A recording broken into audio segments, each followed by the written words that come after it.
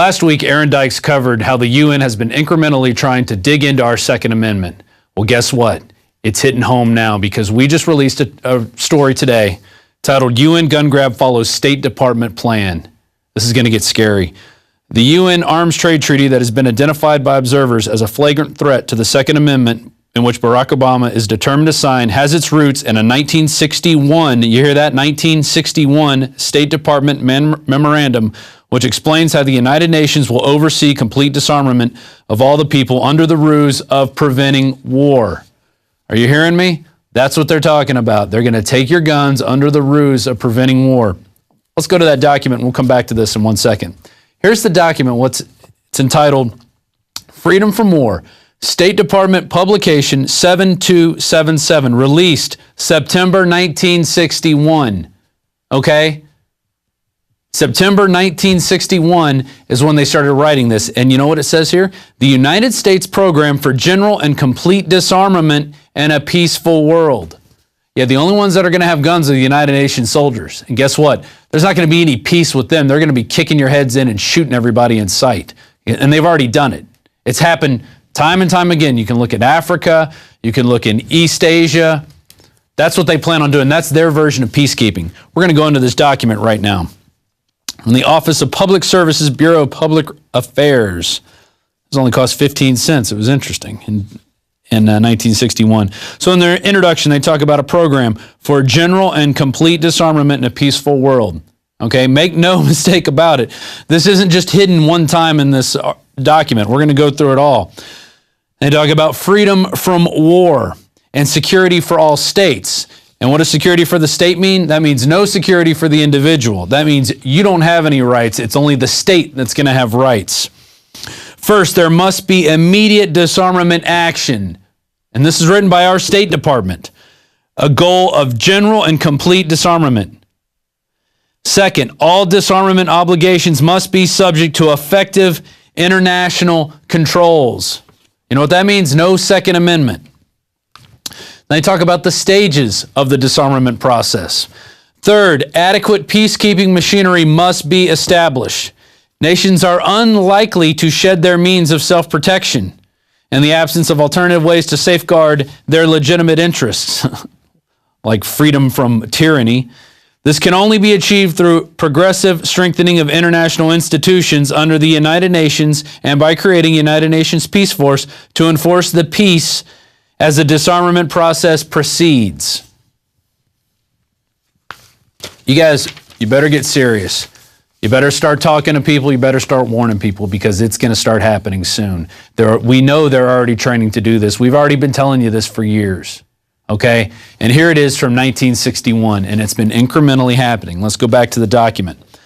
Disarmament goals and objectives. Preserve internal order and contributions to a United Nations Peace Force. So that's taxes that they're going to use from us to go back and take your guns later through the United Nations, through the blue hats. Establishment and effective operation of an internal disarmament organization within the framework of the United Nations to ensure compliance at all times with all disarmament obligations. Okay? Governing principles, we're going to move down here. Inspection and verification must establish both that nations carry out scheduled limitations or reductions and that they do not retain armed forces and armaments in excess of those permitted at any stage of the disarmament process. There it is right there in the document. Here we go on page 4. Arms and armed forces would be reduced. The armed forces of the United States and the Soviet Union would be limited to 2.1 million men each, with appropriate levels not exceeding the amount for other militarily significant states. Levels of armaments would be correspondingly reduced, and their production would be limited. This is all by a world body. This is not going to be through anything through our country. This is through the United Nations, which means there's no negotiations. There's only killing people and machine gunning them when they don't comply. States would be committed to other measures to reduce international tension and to protect the chance of war by accident, miscalculation, or surprise attack. And they go through a second stage and a third stage. Here we go in the third stage. The manufacture of armaments would be prohibited except for those agreed types and quantities to be used by the UN Peace Force and those required to maintain internal order. All other armaments would be destroyed or converted to peaceful purposes. This all sounds beautiful and glowing in your new world order, but you know what it's going to be? It's going to be used to come in and take your wealth, take your property, take everything you have. And they're going to start by taking your guns. Here we go to the Declaration on Disarmament. The United States program. Let's get a shot of this. People aren't going to believe it till they see it. Here it is right here. This is their appendix, the Declaration on Disarmament. The United States program for general and complete disarmament in a peaceful world.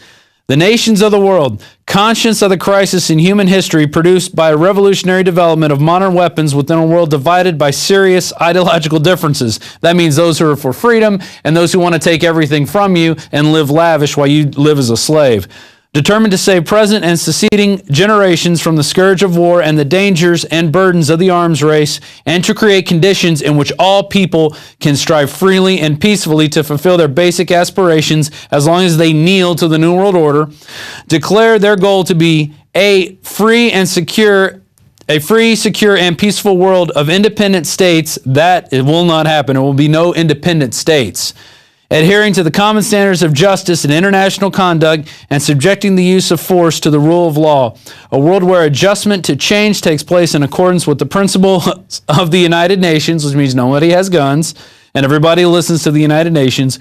A world where we shall be a permanent state of general and complete disarmament under effective international control, and where the resources of nations shall be devoted to man's material, cultural, and spiritual advance, set forth as the objectives under a program of general and complete disarmament in a peaceful world. So what does all that mean? Well, that means they're going to take your guns, and once they take your guns, you're not going to have any type of freedom of speech. You're not going to have any type of freedom of the press. You're not going to have anything. And we already reported on this before. I want to go back to the UN gun grab follows State Department plan. This came out today from Paul Joseph Watson, dated Monday, July 16th, 2012. There's the article. You can go read it all on infowars.com. They link to a Forbes article. Under here, it's the UN Arms Treaty has caused so much controversy because it outlines a plan to target all types of conventional weapons, notably small arms and light weapons, according to Forbes' Larry Bell. There's the Forbes article. So even Forbes is saying they're coming after your Second Amendment. All right, and Forbes isn't known for protecting the Second Amendment at all. They also have a quote from U.S. Ambassador to the UN, John Bolton, who said probably the first intelligent thing I've ever heard him say. He also warns that the agreement is trying to act as though it is really just a treaty about international arms trade between nation states, but there is no doubt that the real agenda here is domestic firearms control. Okay? They're talking about your small guns. They're talking about the guns that can be used in a guerrilla war against the United Nations when they come to invade and send troops from other countries here to take your guns. That's what it's talking about. But you know what? You don't believe me, do you? You're still in denial, aren't you? Those who are out there in denial. Well, let's go to a clip. It's going to start off with the New Orleans chief of police during Katrina saying, no one will be allowed to have guns, all weapons will be taken. And then it's going to go to today's show where Mike Adams got a call from someone who was actually in Katrina with the 45th Infantry Brigade. I'm sorry I'm flustered because this information is really disturbing me right now. He was there confiscating guns. They were going door to door. They were kicking in as they asked, do you need any assistance? Boom. Do you have any guns? We're taking them. You say guns will be taken? No one will be able to be armed. We will take all weapons. Today in New Orleans, they got a lot tougher on the holdouts. Police department, anyone home? Not only the flooded areas, but New Orleans' driest and wealthiest neighborhoods, too. Police department! The police and National Guard going street by street, house to house, sometimes entering open houses with guns drawn, and instructions to disarm anyone inside. Let's go to Chris in Oklahoma. Chris, you're on the air on the Alex Jones Show. Thanks for joining us. Hey, Hells Ranger, how's it been? Good. It's good here, man. How about yourself? Oh, pretty good, pretty good. I was with the 45th Infantry Brigade and Delta Company, 1st at the 279, 2nd Platoon. During Hurricane Katrina, I'm kind of calling it in on yesterday's subject. I'm sorry about that. It's all right. But it's just I've always wanted to get a hold of you guys and kind of get the word out there for those that still have that slight hesitation in the back of their head that gun confiscation can't and won't happen here. It already has. And I was only 21 years old, just really gung-ho, really dedicated to the Army, especially to the infantry. And I did whatever I was told. And what did they ask you to do? Let's see, the first thing we did was we got a 3-week, a book full of 3-week-old 911 phone calls, right? And then we had to go around and answering all the phone calls. So we were like cadaver dogs for about 3 weeks. And in between them, we would run night missions. And here's the thing. A lot of people may think that they'll see this on the news or they'll have time to get ready when the crap hits the fan or whatever. It's just, it's a truck, you know what I mean? It's a group of trucks. They pull up, they stack right on your home, as we did, and we broke entry. Yeah, we would yell out, Oklahoma Army National Guard, is anybody in need of assistance? But that's as we were booting in the door. But wait a minute, it sounds like you weren't part of the Oklahoma National Guard. I mean, you were U.S. military. Yeah, I was activated. I think about a week after Katrina, I was watching it on the news, and Sheriff Kamiko of Fox 23 told me before my unit even got a hold of me that I was going to New Orleans. Wow. We got sent in, and we were the very, very first boots on the ground. Alpha Company. And you were confiscating firearms? Left and right, yes. And we were also monitoring the New Orleans police because we kept having like the first day we had this little beautiful redheaded lady come up. All right, wait a minute. We're almost out of time. Will you stay on the line for us, please? I want to continue with you on the other side. Stay on the line with us. This is fascinating. We're going to continue this right here on the Alex Jones Show. We'll be right back. That happened today in this wealthy neighborhood where homeowners had armed themselves to protect their mansions. Residents were handcuffed on the ground. In the end, police took their weapons but let them stay in their homes. They were a little bit threatened because our weapons were bigger than their weapons. Chris Montgomery says he'd rather be in Iraq than patrolling American neighborhoods. Walking up and down these streets, you don't want to think about the stuff that you're going to have to do if somebody pops around the corner. I mean, shoot in America.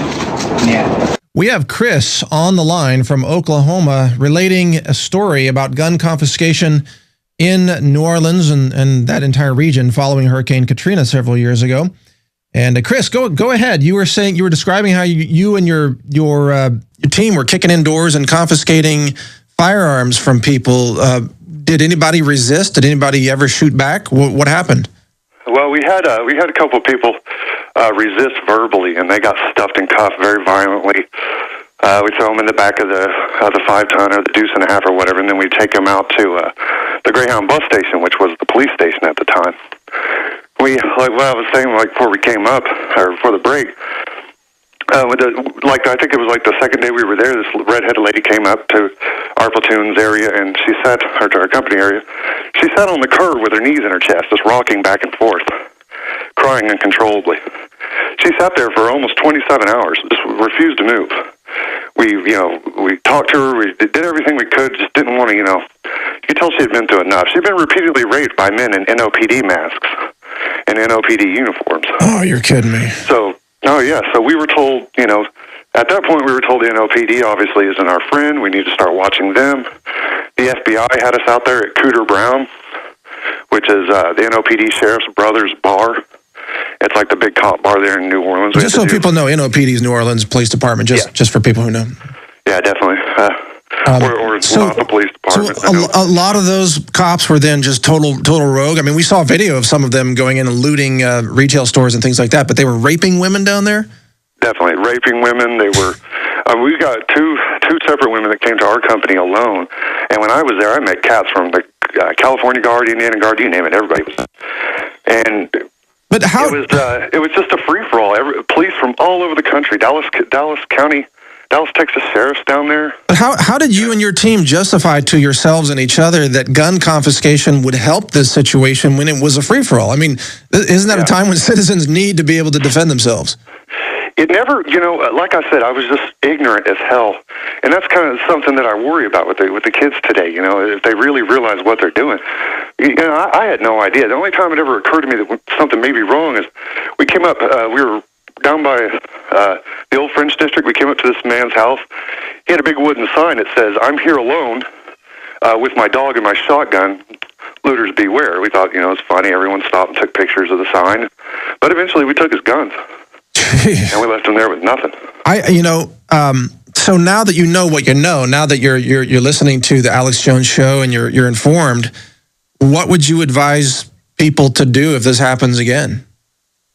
Well, I called. I mean, no offense. I mean, Mike, we love everything you do. I'm a big fan of the Health Ranger, but I was hoping to get a hold of Alex for the fact that what do you do when they stack right? You know what I mean? And they're prepped to come into the home. There's no negotiating with us. Trust me.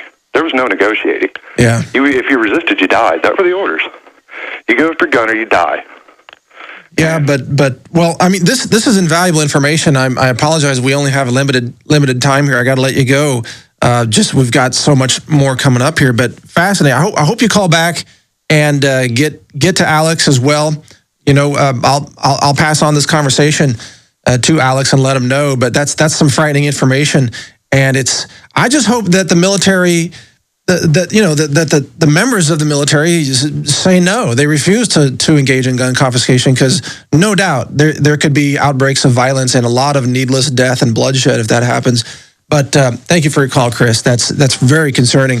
It was traumatic. All of a sudden, they were banging on the front door, the side door, and the back door. And they said, "Let us in." I'm saying, "Look at all my food. I got plenty of food."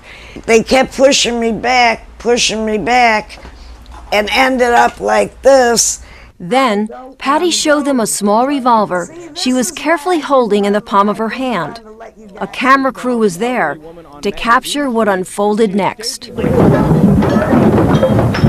I said, "It's not even loaded."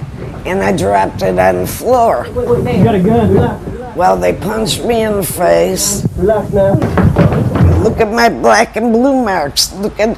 You said guns will be taken. No one will be able to be armed. We will take all weapons. So if you're still doubting, there's the proof there. They went into New Orleans. They went into the high and dry areas. They went in just to grab guns because that's what they were training to do. It wasn't about helping people. It was about taking people's guns to see if they could get away with it under a crisis. And that's how it's going to happen. It's going to happen in the dead of night. Did you hear the soldier talking? He said, "We pulled up at night and we just busted in and grabbed guns." That's how they do it. They're not going to be, "Hey, please turn in your guns." No, it's going to be right down to the wire, and you're not even going to know that they're going to be there until they're on top of you while you're sleeping in your bed.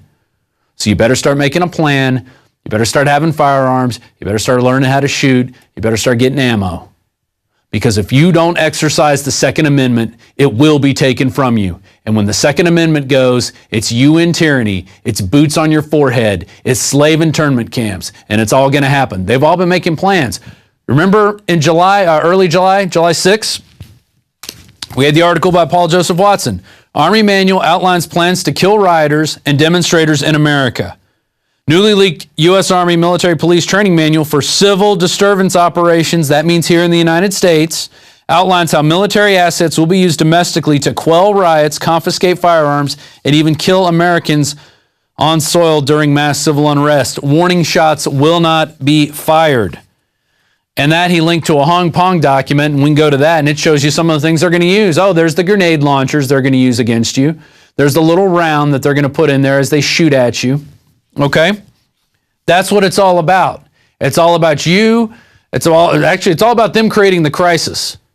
And then they come at you and take your guns because the crisis has been created. It's unfolding right now. Okay? The economy is going down the tubes. Everywhere in Austin, they have these free or so-called free money title loans things where they give you free money or so-called, but then they come and take your property.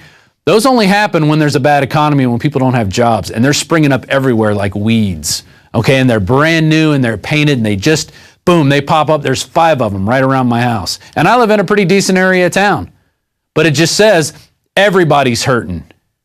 And when people start hurting, people start doing crazy things. Just like Gerald Celente says, when they lose everything, they lose it.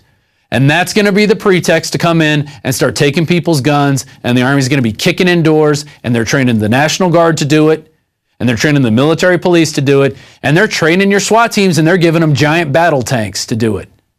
It's all coming down. One more article I want to get to. Army Corps trained soldiers to confiscate constitutionally protected firearms. That was from Kurt Nimmo the same day we released the other one, right? And we got that from the guys over at Hong Kong. Dan Fight sent that to us. And in addition to revealing how federal government and Pentagon will respond to civil disturbances in violation of the 1878 Posse Comitatus Act, the United States Military Police Schools Civil Disturbance Operations document instructs how military will confiscate Americans' weapons from American citizens. I'm sorry.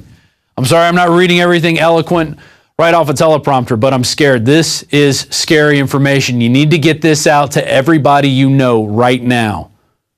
It's all there. You could go check out the headline. We gave you the headlines. Go read the articles. Go to the links. Go read this document right here. Here it is. It says it in plain English. The United States Program for General and Complete Disarmament in a Peaceful World. It's all right there. You better get this information out. Don't waste any more time. You better get some guns. You better get a plan. You better learn how to shoot. Don't waste this time now that we have, because it is precious and the time is running short.